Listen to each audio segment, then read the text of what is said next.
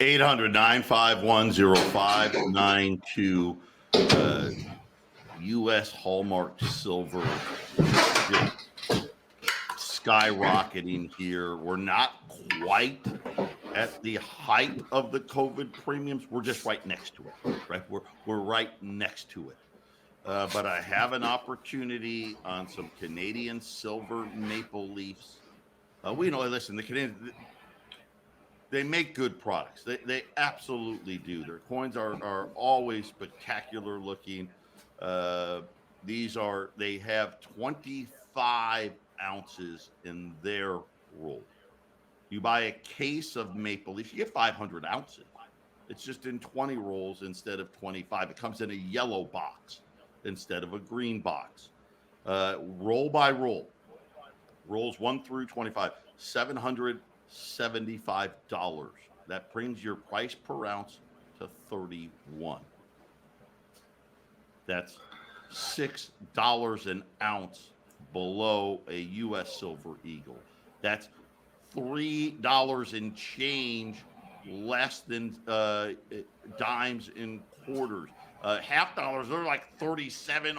Half dollars are expensive as Silver Eagles right now. So it's a much cheaper entry point. They're $7.75 a roll. If you buy a case, I'll take another 20 cents an ounce off. Bring your cost down to $30.80 a case. 15,400.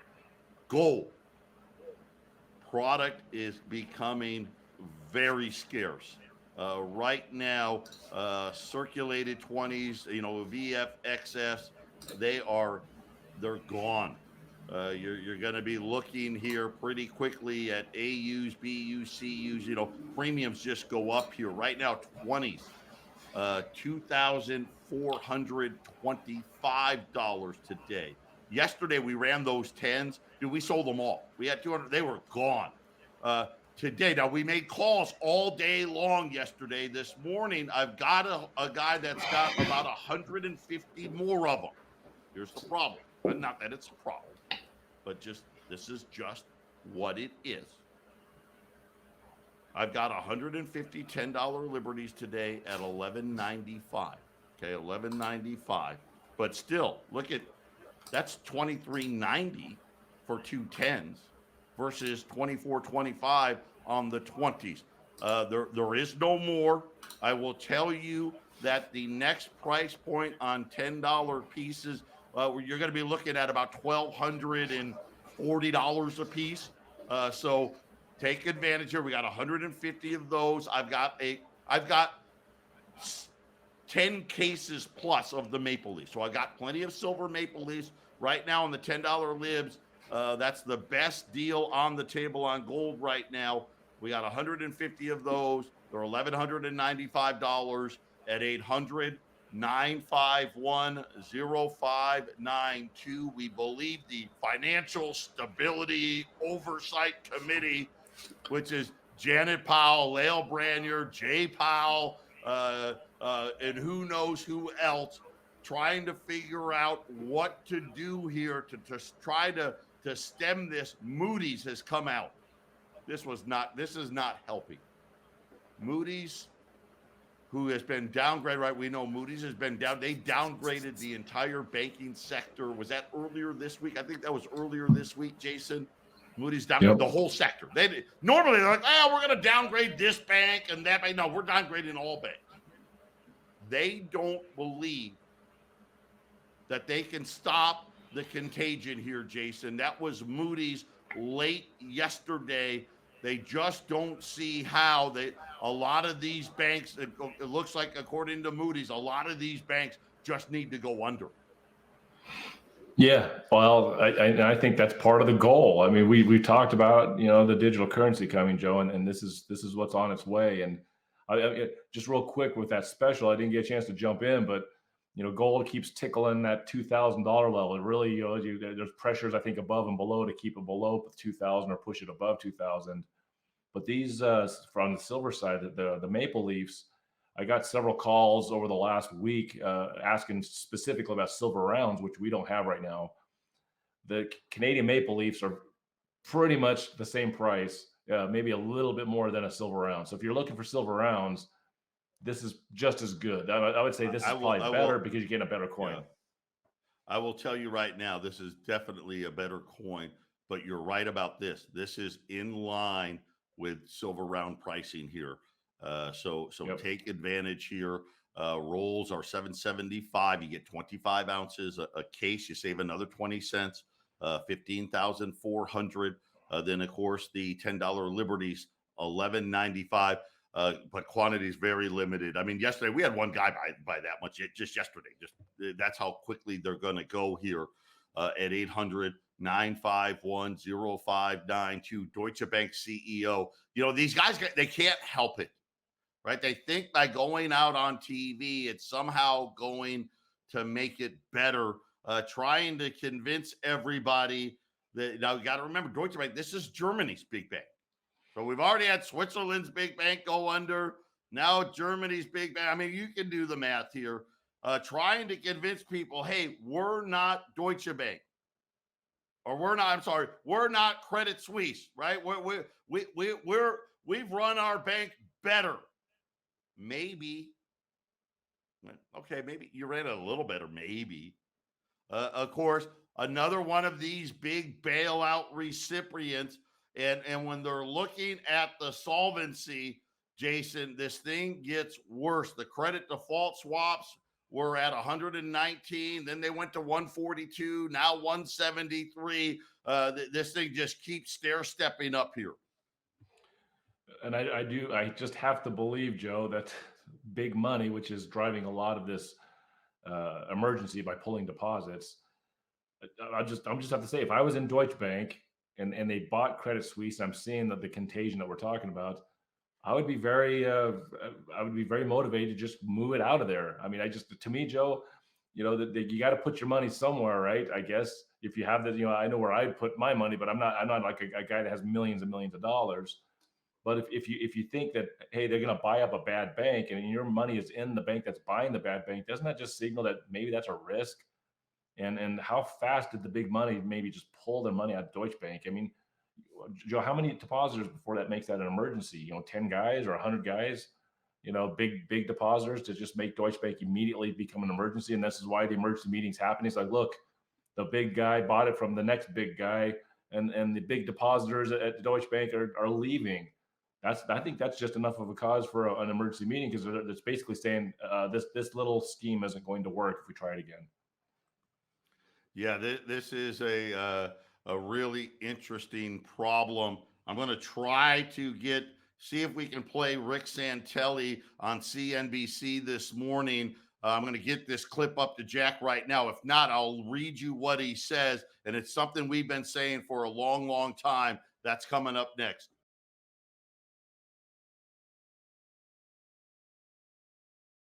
(800-951-0592) and Jack's working on this clip right now. It's not good. Just to give you an idea here, it's funny, these guys on TV claiming, "Oh, I was worried months ago." Really? Because I didn't hear that. I didn't hear that. Wait a minute. Didn't Jim Cramer say to buy the stock of the banks that went under? Right. Well, yeah, he told everybody Silicon Valley Bank is the best bank to buy late in February when the stock was 300 plus. I believe Jack has the clip. This is Rick Santelli, CNBC this morning, talking about the latest in the banking crisis, primarily with Deutsche Bank. Jack, let's play that clip. That last month was downgraded a bit. It really adds into the notion. I don't follow Fed dot plots, but we all know that this quarter isn't shaping up to be necessarily a good quarter. Many are seeing recession. I don't see a way to avoid it. Just to put a face on this, we all see what's going on with interest rates. You know, 356 in a 2-year. Just think about this. On March 8th, it closed at 507. The high yield closed. That was the highest since 2007. Now we're at the lowest yields since September. 10-year. And we did the charts, a month ago? And about 5 months ago, I staked my claim here 4.25 is the high. It was the high back in October. We never came back and challenged those fall levels. You remember, Joe, we did the Elliott wave count. It was clearly the high yield close. But, man, look at how far we've fallen there. Is this really a banking crisis? Joe, you know what it is. It's a Fed crisis. It's a rate hiking crisis. It's a crisis built on a crisis we never solved. And now we have walkbacks, takebacks, Treasury secretaries changing their mind. Is it any wonder there's all this volatility in the markets? Back to you. People are testing. They're. I don't even know if they know anything about Deutsche Bank. Do they, Rick? They're going to test it. They're going to keep testing, right? You know, first of all, we test and we don't test for rates on some of the stress tests here. That's crazy. But listen, folks, we all need to take a step back, okay? How many trillions of dollars of negative securities were hovering through Europe? How could anybody be shocked? I was shocked that the news wasn't worse 3 months ago, 2 months ago. Now we're starting to see the realities of it. And listen, I'm not picking on Jay Powell and the Fed. Their mission is almost impossible. When I do get a little stressed, though, is when they ask him questions about the government and spending and debt and fiscal dreaming and magic monetary theory. And he says, oh, no, I don't comment about that. He certainly seemed to have worked with them when the debt was being created. Now they leave us out to dry. I forgot it was 5:07. We've been talking about that. So we're. All right, that's good enough there, Jack. That gives you the gist of it. I was shocked that it wasn't worse months ago. Really? I didn't know that you were shocked. Where were you telling the world all of this stuff? How many trillions? How bad is it? Right? Because remember, the trillions I'm talking about, that's just U.S. banks. That's not Deutsche Bank, Credit Suisse, or any of the other European banks. Add that on top of this. And again, a problem that we've never solved. This is a Fed problem. This is a rate hiking problem. I told you this was going to be a policy mistake. Didn't I not tell you that? Did I not tell you Deutsche Bank and Credit Suisse was a bad idea? Of course. And now here we sit, and now we've got some private meeting. They don't know what to do. They don't know their hand from their ass right now. And Jason, I've got no. Does anyone have any confidence these guys can fix this? You know, I got a quote from David Stockman, an article I was reading while I was listening to that clip. He says, here's a reminder. The unfolding of the financial markets during 2022 was a screaming wake-up call that the mismatched bank portfolios were a train wreck waiting to happen. After all, last year, the 30-year United States Treasury tanked by 39.2%, marking the greatest one-year decline since, well, 1754, before America was a country. Man, and again, he talked about the rates. Yep. The drop in yields. This is worse than 08. This is unheard. Do you know that today, this morning, the 10-year note was 3.2 and change? 3.2. The Fed had just hiked rates between 4.75 and 5. Jeffrey Gunlutz, and I tell you always to pay attention to that man. He all but guaranteed a recession is going to be here before summer ends. And again, this drop in the yield curve. So here's how this works. First, you get the inversion, which we did.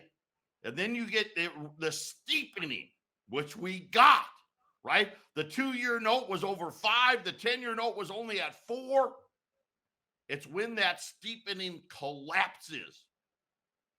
That's when the recession comes. And Jason, this is a terrible, terrible storm that the Federal Reserve has got himself. And I'll disagree with Rick Santelli. I absolutely blame Jay Powell. They've got an impossible job. He said, yeah, it's an impossible job because that's the situation they put us in.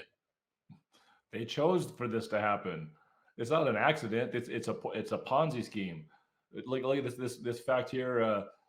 Unrealized bank portfolio losses went from $15 billion in Q4 of 2021 to $650 billion in Q4 of 2022.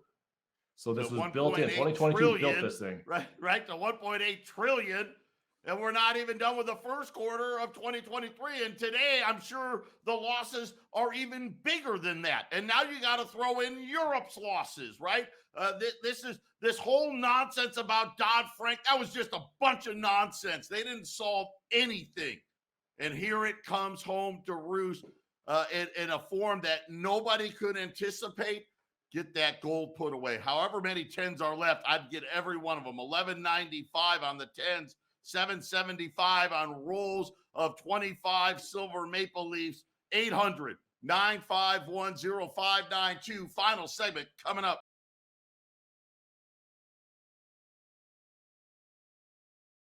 Eight 800-951-0592 with less than 100 10s now. They're $11.95. Still, that's $30. You buy 2 10s, it's $30 less than a 20 today. 20s exploding here. 24.25 on $20 gold pieces. Unfortunately, when we're out of these 10s, you're going to see a big price like $12.40 is going to be the new price on 10. So please take advantage while you can here. We're waiting on this meeting. We don't know. It could have. My guess is it's already started. We're waiting on the results. Wild speculations out there as to what could come out of this. Some are actually predicting that the Fed is going to lower rates because of this. Could you imagine 48 hours ago they had just raised the rates? I don't know. Your guess is as good as my guess. The liquidity bank now, $60 billion in credit default swaps. Jason, these numbers just keep getting bigger and bigger and bigger. They added another $100 billion to their balance sheet, but now from what it looks like these numbers are starting to grow. The discount window went from 43 billion to 110 billion. These are moves, 1 day moves. The repo foreign facility, 60 billion. Bank term funding jumped another 12 billion.